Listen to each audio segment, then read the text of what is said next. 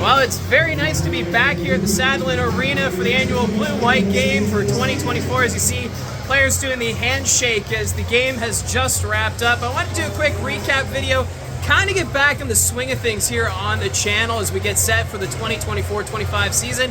So let's break down how the Blue-White game turned out. Starting things off in the first period, we get a goal from Sam Black. And what happened was the goaltender who was in net, that was Owen Butler, kind of took a risk. He came out of his net to try and play the puck, missed that chance, and then Black was able to bury it in the open cage, making it 1-0. So nice little move there, but I'm sure for Butler that's a goal that he would like to have back.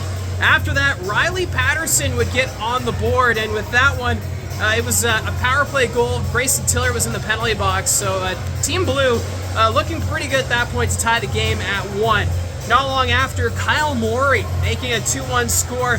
That shot went off Cole Emerton, and I gotta say, Kyle Morey had a fantastic game here tonight as he's battling for a position on this Barrie Colts team for the upcoming year. So keep an eye out Kyle Morey. Remember, he was picked up from Kitchener at the OHL trade deadline last year, so he had a really good game.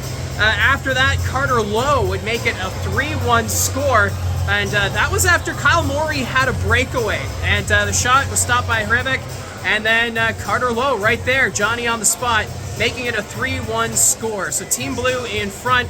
Going into the second period, Tristan Bertucci, newly acquired from the Flint Firebirds, he had a good showing, except he got tied up behind the play. He was mixing it up with Owen Bruining. So they were mixing it up the blue line, but then the puck came back.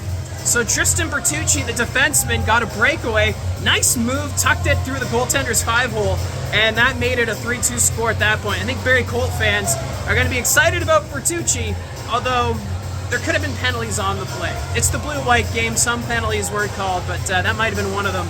After that, we had a 4-on-4 situation. Cole Beaudoin, Grayson Tiller mixing it up. Obviously, they're being competitive because they're fighting for playoffs or for positions on the team, but it's entertaining. Teammates just showing that emotion. You do like to see that because these guys, they're competitive. They want to be on the team, and they want to show what they're capable of going into a brand new season. So after that, Beaudoin, he would get back on the ice, and he would make it a 4-2 score. Cole Beaudoin, great shot right under the bar. The Utah Hockey Club drafting him first round. He's going to look good this year, I think, for the Barrie Colts, as he'll be going off to the NHL camp in a couple of weeks, but still, good showing there, Cole Beaudoin.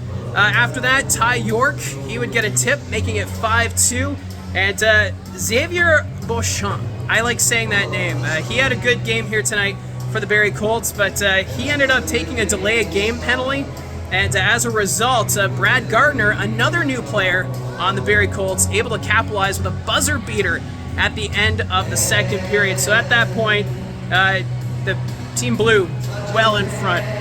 Third period, Cole Beaudoin, he'd get his second of the night. It was a nice backhand between the 5-hole and the goaltender. Justin Hanser, he would get on the score sheet as well. He ended up with a goal and 2 assists. Justin Hanser looking pretty good there as well. Parker Vaughn, the first-round pick, he would get one as well, and that would make it an 8-4 score. And Jaden Newton at the end, making it 8-5 as Team White tried to get back into this hockey game, but just not enough. So your final score, 8-5. Obviously, this is just a showcase for Marty Williamson, the coaching staff, to see what these guys are capable of. Emil Hemming, he had 1 assist. It was a great setup. That was on the goal for Justin Hanser. Another player stood out, Michael Durbridge, throwing a couple of big hits. He ended up with 1 assist in the Blue-White game. And Kyle Morey, another player that stood out to me. So positive signs for the Barrie Colts as training camp has come to an end. We'll find out some cuts starting tomorrow. And then the preseason schedule begins Saturday for the Barrie Colts back here at the Sadlin Arena, where they're going to take on the Oshawa Generals. I'll be back here for that game with a recap. But, it's so good to be back here at the Sadlin Arena. We'll do our first broadcast on Rogers TV on September 19th when the Barrie Colts take on the Brampton Battalion, so stay tuned for that. But, yep, the Blue-White game, it's in the books. Let me know if you were at the game and what you thought. Who stood out to you as the season is just around the corner. Don't forget to hit like and subscribe. Talk to you again soon.